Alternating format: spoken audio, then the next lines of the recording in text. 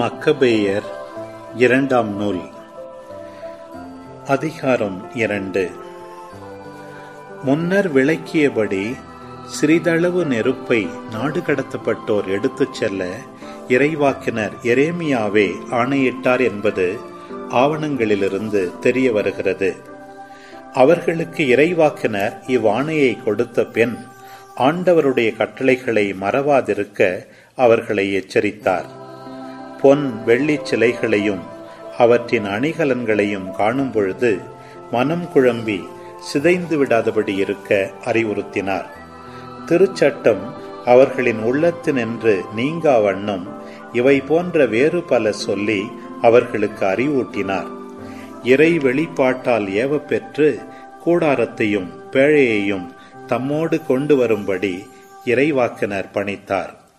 முன்பு மோசே ஏறிச் சென்று கடவுளின் உரிமை சொத்தை கண்ட மலைக்கு இவரும் சென்றார். இவையெல்லாம் அதே ஆவணங்களில் காண கிடக்கின்றன. எரேமியா அங்கு சென்று ஒரு குகையை கண்டார். கூடாரத்தையும் பேழையையும் தூப பீடத்தையும் கொண்டு சென்று அதில் வைத்து வாயிலை மூடி முத்திரையிட்டார். அவரை பின்தொடர்ந்தவர்களுள் சிலர் அக்குகைக்கு செல்லும் வழியை அடையாளம் கண்டுகொள்ள முயன்றனர்.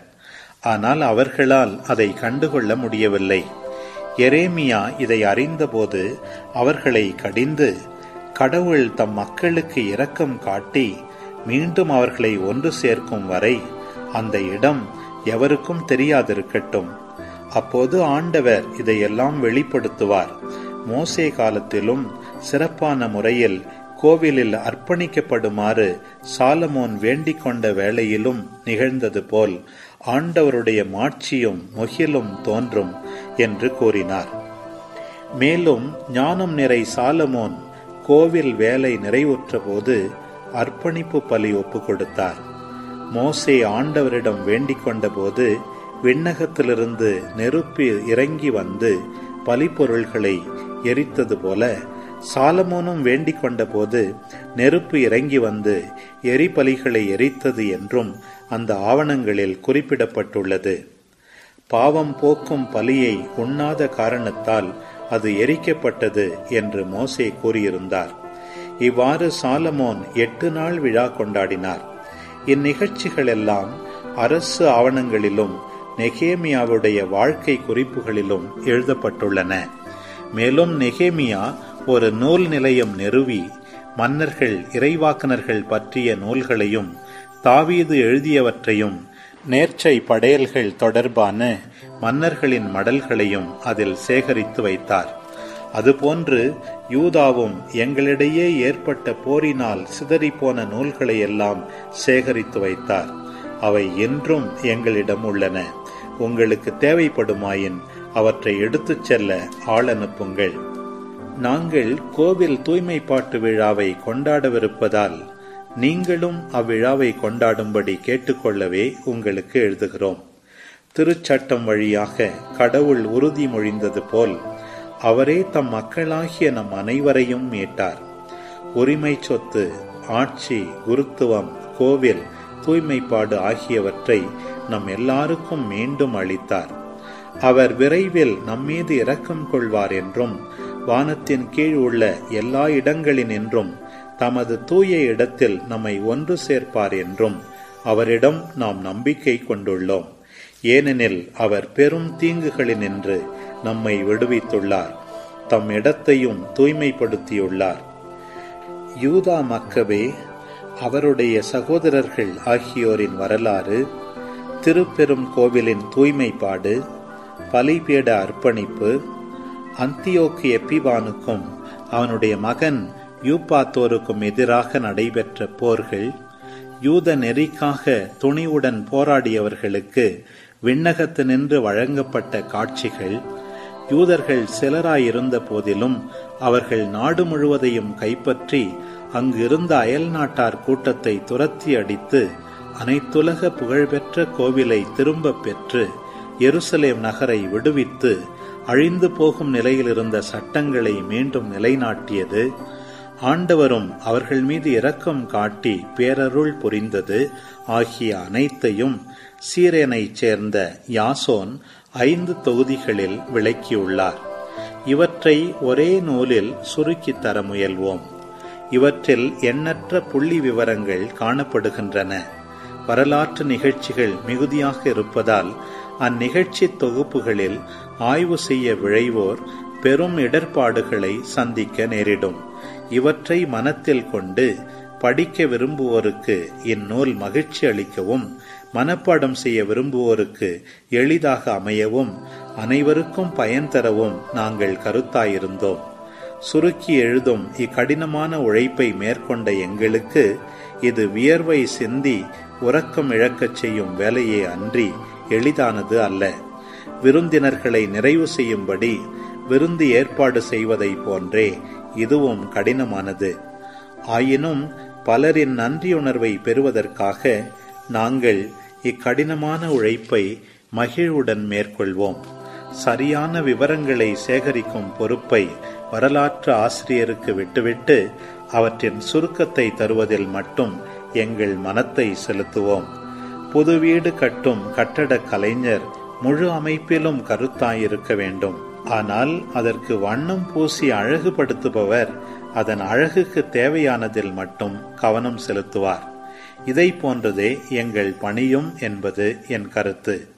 தாம் எழுதும் பொருளை தம் வயமாக்கி அதன் நிகழ்ச்சிகளை எல்லா கோணங்களிலிருந்தும் ஆய்வு செய்து விவரங்களின் மீது ஆழ்ந்த கவனம் செலுத்துவது வரலாற்று ஆசிரியரின் கடமை.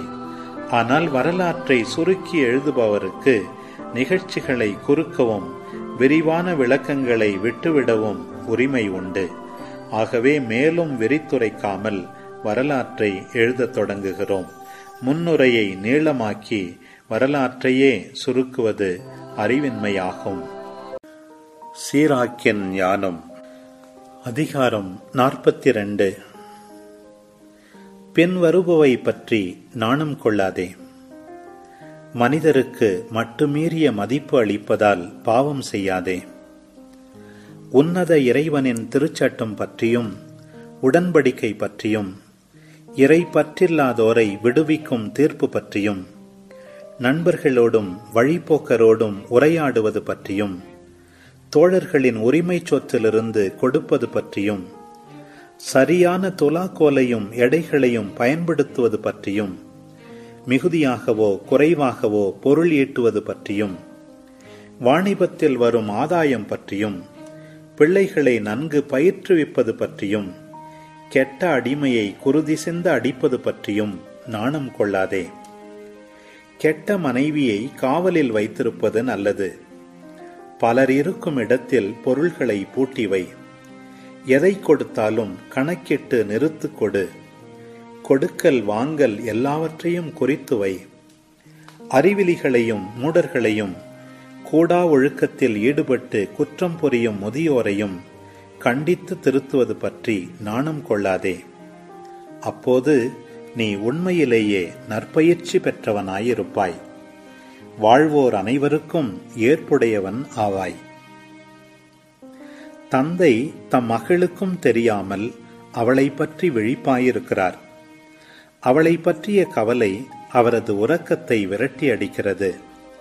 இளமையிலே அவளுக்கு திருமணம் ஆகாமல் போய்விடுமோ எனவும் திருமணமான பின் அவள் வெறுக்கப்படுவாளோ எனவும் அவர் கவலைப்படுகிறார். கன்னிப் பருவத்திலேயே அவள் கெட்டுப்போகாதபடியும் தம் வீட்டிலேயே கருவுற்றவள் ஆகாதபடியும் கணவருடன் இருக்கும்போது நெறி தவறாதபடியும் திருமணமான பின் மலடி ஆகாதபடியும் அவர் கவலையாயிருக்கிறார். அடக்கமற்ற மகள் மேல் கண்ணும் கருத்துமாயிரு. இல்லையேல் பகைவரின் நகைப்புக்கும் நகரின் ஏச்சுக்கும் மக்களின் பேச்சுக்கும் அவள் உன்னை ஆளாக்குவாள். நகர் மன்றத்தில் உன்னை வெட்கத்திற்கு உட்படுத்துவாள். அழகுக்காக எந்த மனிதரையும் நோக்காதே. பெண்களின் நடுவில் அமராதே. ஆடையிலிருந்து அந்துப்பூச்சி தோன்றுகிறது. பெண்ணிடமிருந்தே பெண்ணின் ஒழுக்கக்கேடு வருகிறது. பெண்ணே வெட்கத்தையும் இழிவையும் கொணர்கிறாள். இத்தகைய பெண் செய்யும் நன்மையை விட ஆண் செய்யும் தீமை பரவாயில்லை. இப்போது ஆண்டவருடைய செயல்களை நினைவுபடுத்துவேன். நான் கண்டவற்றை எடுத்துரைப்பேன். ஆண்டவருடைய சொல்லால் அவருடைய செயல்கள் உண்டாகின்றன. ஒளிரும் கதிரவன் அனைத்தையும் காண்கின்றான். ஆண்டவருடைய செயல் அவருடைய மாட்சியால் நிறைந்துள்ளது. அனைத்தையும் தமது மாட்சியில் நிலைநிறுத்திய எல்லாம் வல்ல ஆண்டவர் தம் வியத்தகு செயல்கள் எல்லாவற்றையும் எடுத்துரைக்கும்படி தம் தூயவர்களுக்கும் அதிகாரம் கொடுக்கவில்லை. படுகுழியையும் மனித உள்ளத்தையும் அவர் ஊடுருவி நோக்குகிறார். மனிதர்களுடைய சூழ்ச்சி நிறை எண்ணங்களை ஆராய்கிறார். அறியக்கூடியவற்றையெல்லாம் உன்னத இறைவன் அறிவார். காலத்தின் குறிகளை உற்று நோக்குகிறார். நிகழ்ந்தவற்றையும் இனி நிகழவிருப்பவற்றையும் அவர் தெரியப்படுத்துகிறார். மறைந்திருப்பவற்றின் தடயத்தை வெளிப்படுத்துகிறார். எவ்வகை எண்ணமும் அவருக்கு தெரியாமல் இருப்பதில்லை. ஒரு சொல் கூட அவருக்கு மறைந்திருப்பதில்லை. அவர் தமது ஞானத்தின் அரும்பெரும் செயல்களை ஒழுங்குபடுத்தியுள்ளார். அவரே என்றென்றும் இருக்கின்றவர். யாதொன்றும் கூட்டப்படுவதில்லை, குறைக்கப்படுவதுமில்லை. எவருடைய அறிவுரையும் அவருக்கு தேவையில்லை. அவருடைய செயல்கள் அனைத்தும் எத்துணை விரும்பத்தக்கவை, பார்ப்பதற்கு எத்துணை பளபளப்பானவை. இவையெல்லாம் உயிரோடு இருக்கின்றன. எல்லா தேவைகளுக்காகவும் என்றும் நிலைத்திருக்கின்றன. எல்லாம் அடிபணிகின்றன. எல்லாம் இரட்டையாய் உள்ளன. ஒன்று மற்றொன்றுக்கு எதிராயிருக்கிறது. யாதொன்றையும் அவர் குறைபடச் செய்யவில்லை. ஒன்று மற்றொன்றின் நன்மையை நிறைவு செய்கிறது. அவருடைய மாட்சியை நிறைவாக காண்பவர் எவர்? சீராக்கின் ஞானம். அதிகாரம் 43. உயர்வானத்தின் சிறப்பு தெளிந்த வான்வெளியே, வானகத்தின் தோற்றம் அதன் மாட்சியின் காட்சியே. கதிரவன் தோன்றி எழும்போதே அறிவிக்கிறது. உன்னத இறைவனின் கைவேலையாகிய அது எத்துணை வியப்புக்குரியது. அது நண்பகலில் நிலத்தை சுட்டெரிக்கிறது. அதனுடைய கடும் வெப்பத்தை தாங்கக்கூடியவர் எவர்? சூளையை கவனிப்போர் கடும் வெப்பத்தில் வேலை செய்கின்றனர். கதிரவன் அதைவிட மும்மடங்காய் மலையை எரிக்கிறது. நெருப்பு கதிர்களை வீசுகிறது. தன்னுடைய ஒளி கதிர்களால் கண்களை குருடாக்குகிறது. அதனை படைத்தவர் மாபெரும் ஆண்டவர். அவருடைய கட்டளையால் அது தன் வழியை விரைந்து செல்கிறது. நிலவு எப்போதும் குறித்த காலத்தில் நேரத்தையும் காலத்தின் குறியையும் காட்டுகிறது.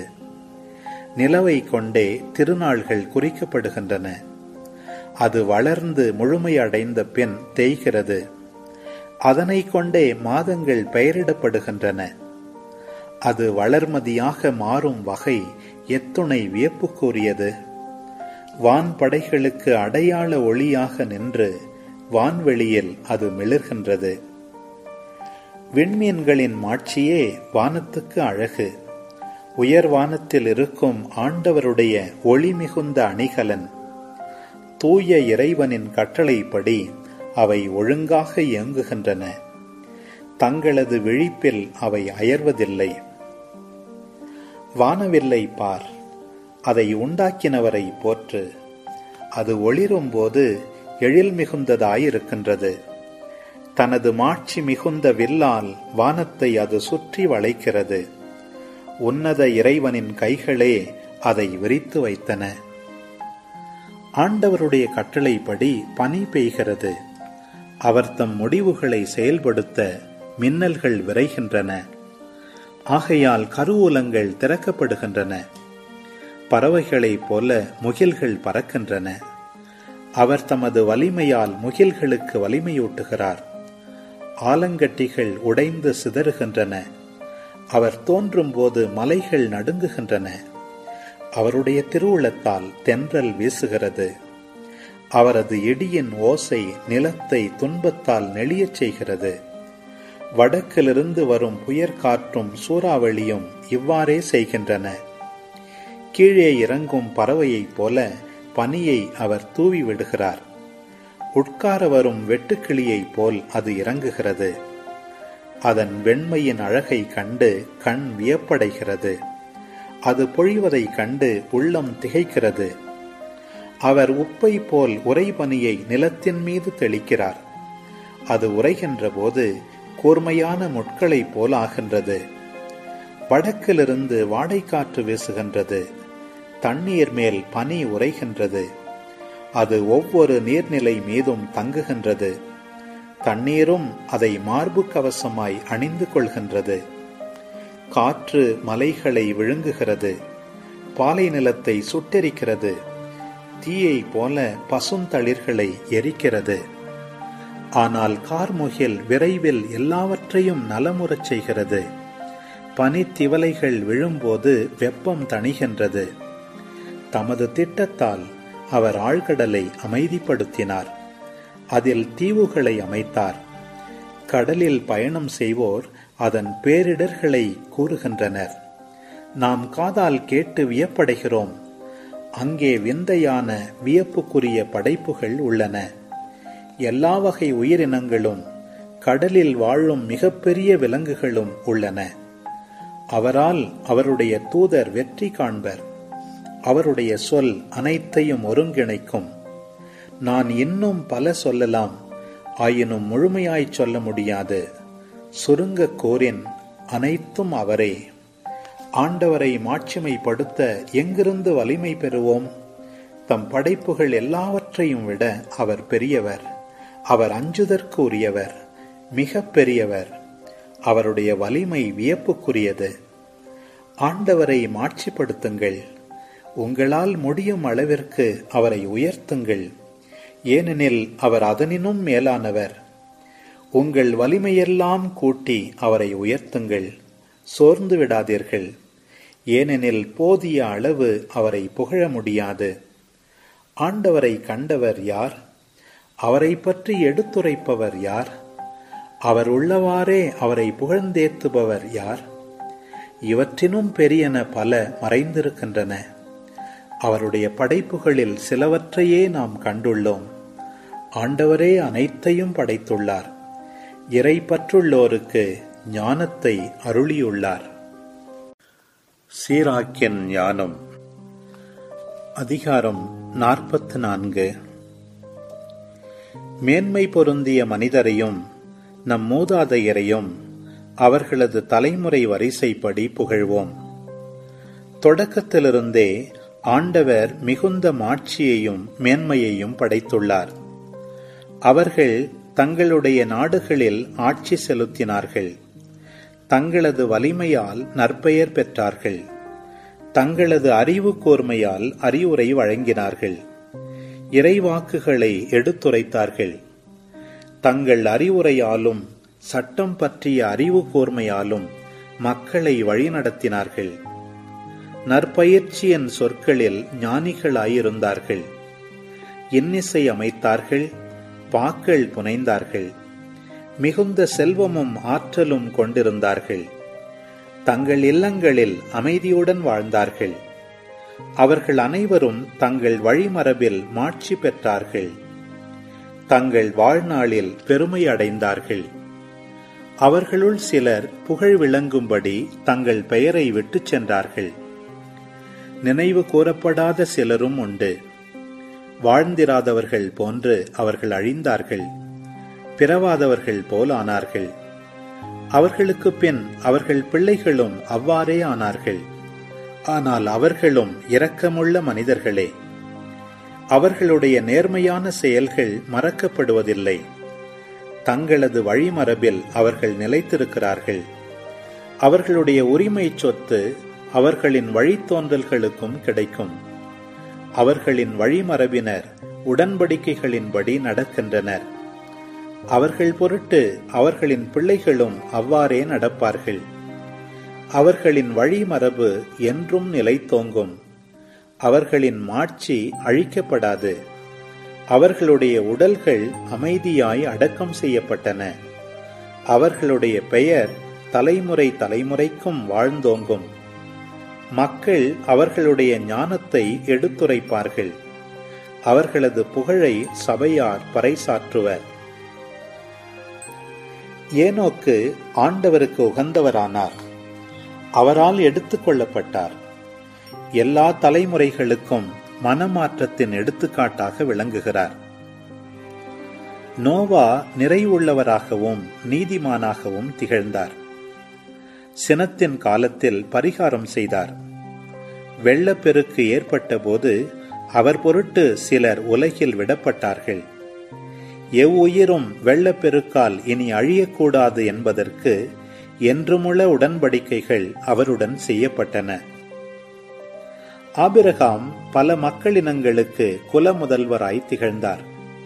மாட்சியில் அவருக்கு இணையானவர் எவரையும் கண்டதில்லை. உன்னத இறைவனின் திருச்சட்டத்தை அவர் கடைபிடித்தார். அவரோடு உடன்படிக்கை செய்து கொண்டார். அவ்வுடன்படிக்கையை தம் உடலில் நிலைக்கச் செய்தார். சோதிக்கப்பட்ட போது பற்றுறுதி கொண்டவராக விளங்கினார். ஆதலால் அவருடைய வழிமரபு வழியாக மக்களினங்களுக்கு ஆசி வழங்குவதாகவும் நிலத்தின் புழுதியைப் போல் அவருடைய வழிமரபை பெருக்குவதாகவும் விண்மீன்களைப் போல் அவர்களை உயர்த்துவதாகவும் ஒரு கடலிலிருந்து மற்றொரு கடல் வரைக்கும் யூப்ரத்தீசு ஆற்றிலிருந்து நிலத்தின் கடையெல்லை வரைக்கும் உள்ள நிலப்பரப்பை அவர்களுக்கு உரிமை சொத்தாக அளிப்பதாகவும் கடவுள் அவருக்கு ஆணையிட்டு உறுதி கூறினார். ஈசாக்கிடமும் அவருடைய தந்தை ஆபிரகாமை முன்னிட்டு அந்த உறுதிமொழியை கடவுள் புதுப்பித்தார். எல்லா மனிதருடைய ஆசியும் உடன்படிக்கையும் யாக்கோபின் தலை மீது தங்கச் செய்தார். தம் ஆசிகளால் அவரை உறுதிப்படுத்தினார். நாட்டை அவருக்கு உரிமை சொத்தாக வழங்கினார். அவருடைய பங்குகளை பிரித்தார். 12 குலங்களுக்கிடையே அவற்றை பகிர்ந்து கொடுத்தார்.